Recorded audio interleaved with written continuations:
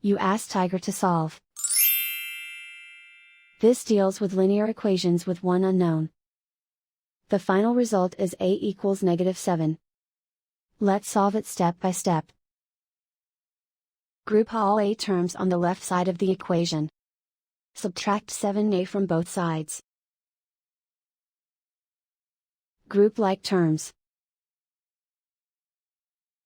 Simplify the arithmetic. Group like terms. Simplify the arithmetic. Group all constants on the right side of the equation. Add 9 to both sides. Simplify the arithmetic.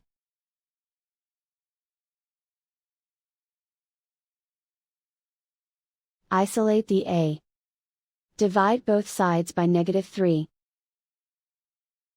Cancel out the negatives. Simplify the fraction. Move the negative sign from the denominator to the numerator. Find the greatest common factor of the numerator and denominator.